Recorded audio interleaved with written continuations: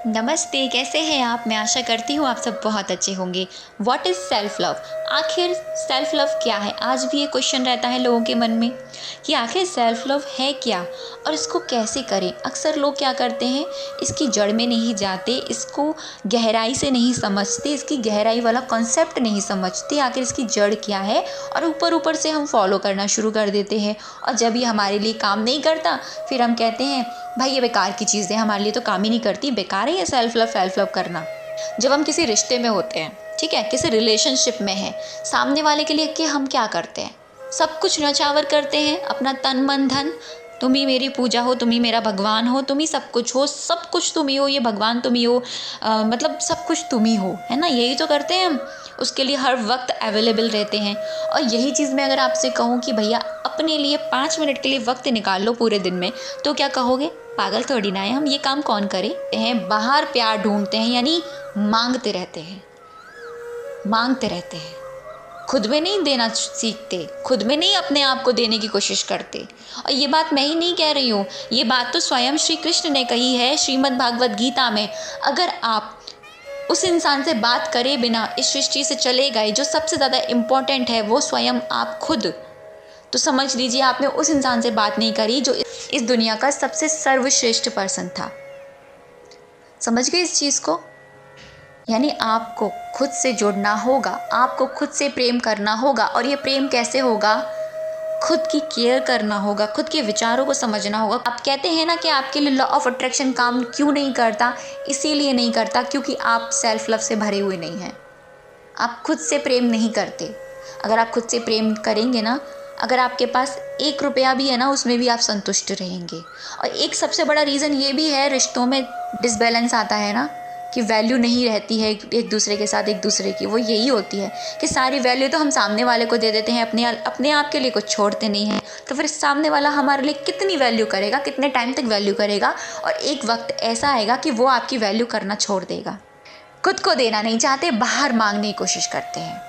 खुद में खाली है लेकिन बाहर मांगने की कोशिश करते हैं। लेकिन अब से ऐसा नहीं करना। अब से क्या करना है?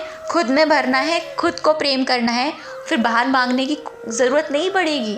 क्योंकि भरा हुआ पात्र हमेशा छलकता ही रहता है, और जो खाली रहता है वो हमेशा खनकता ही रहता है।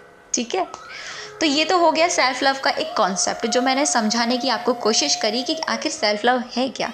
अब मैं आपको समझाती हूँ कि सेल्फ़ लव लोगों ने क्या समझ रखा है। लोगों ने सेल्फ़ लव को दो तरह के लोग होते हैं कि सेल्फ़ लव को कैसे लेते हैं। फर्स्ट पर्सन सेल्फ़ लव को ऐसे लेता है कि भैया कुछ भी खाओ, कुछ भी पहनो, कुछ भी तरह की चीज़ें देखो, यानी जंक फूड खा रहे हैं, जंक तरह की चीज़ें देख रहे हैं, यानी नेगेटिव चीज़ें, जंक चीज़ें, जो नेगेटिव चीज़ें होती हैं वो देख रहे हैं, जंक इन्फॉर्मेशन देख रहे हैं, सुन रहे हैं, सारी चीज़ें जंक कर रहे हैं। तो क्या होगा, एक दिन उनका माइंड भी जंक हो जाएगा और उनके एक्शंस भी जंक हो जाएंगे, फिर उनकी डेस्टिनी भी जंक हो जाएगी। और सेकंड पर्सन अच्छी चीज़ें देख रहा है, पॉजिटिव चीज़ें देख रहा है, पॉजिटिव चीज़ें कंज्यूम कर रहा है, अच्छा सुन रहा है, अच्छा बोल भी रहा है, फिर सुन रहा है तो बोल भी रहा है, अपने आप को खुश करने की कोशिश कर रहा है, वो संतुष्ट भी है। वो है सेल्फ लव एक्चुअल में। यानी अब अगर आप किसी गलत ट्रैक पर जा रहे हो और वहाँ पर आप खुद को अंडरस्टैंड करके सही ट्रैक पर ले गए, ये है एक्चुअल में सेल्फ लव। ये होता है सेल्फ लव। आप कहते हैं ना सेल्फ लव क्या है, कि सिर्फ अपने आप को संवार लेना, सजा लेना, अच्छी चीज़ें खरीद लेना, ये तो ऊपर ही ऊपर चीज़ें हो गई।